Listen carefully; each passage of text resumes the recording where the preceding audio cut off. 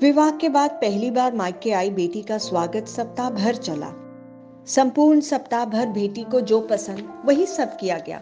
वापस ससुराल जाते समय पिता ने बेटी को एक अति सुगंधित अगरबत्ती का पूड़ा दिया और कहा कि बेटी, तुम जब ससुराल में पूजा करने जाओगी तब ये अगरबत्ती जरूर जलाना। माँ ने कहा, बिटिया, प्रथम बार मायके से ससुराल जा रही है तो भला कोई अगरबत्ती जैसी चीज देता है। पिता ने झट से जेब में हाथ डाला और जेब में जितने भी रुपए थे वो सब बेटी को दे दिए। ससुराल में पहुंचते ही सासू माँ ने बहू के माता पिता ने बेटी को विदाई में क्या दिया ये देखा तो वो अगरबत्ती का पूड़ा भी दिखा। सासू माँ ने मुंह बनाकर बहू को बोला कि कल पूजा में ये अगरबत्ती लगा लेना। सुबह जब बेटी पूजा करने बैठी तो वो अगरबत्ती का पूड़ा खोला।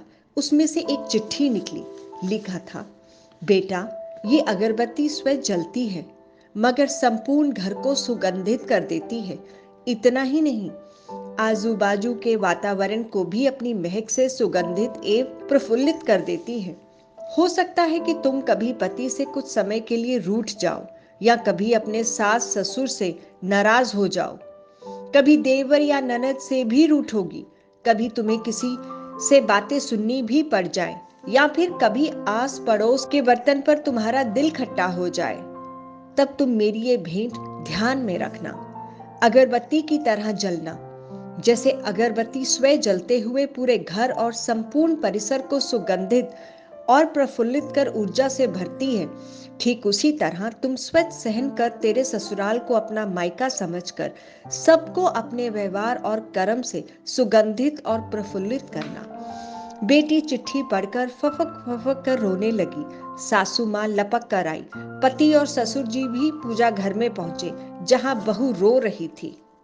अरे, हाथ को चटका लग गया क्या? ऐसा पति ने पूछा। क्या हुआ ये तो बताओ, ससुर जी बोले। सासू माँ आजू बाजू के सामान में कुछ है क्या ये देखने लगी तो उन्हें पिता द्वारा सुंदर अक्षरों में लिखी हुई चिट्ठी नजर आई। चिट्ठी पढ़ते ही उन्होंने बहू को गले से लगा लिया और चिट्ठी ससुर जी के हाथों में दी।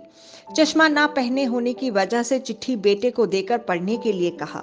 सारी बात समझते ही संपूर्ण घर स्तब्ध हो गया। सासू माँ बोली, अरे, ये चिट्ठी फ्रेम करानी है। ये मेरी बहू को मिली हुई सबसे अनमोल भेंट है।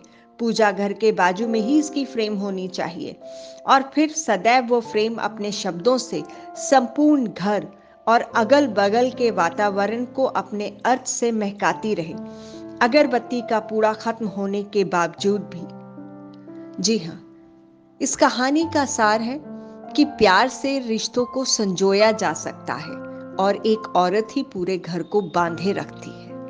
अगर ये कहानी अच्छी लगी हो तो आप चैनल को सब्सक्राइब करें, लाइक करें और शेयर करें।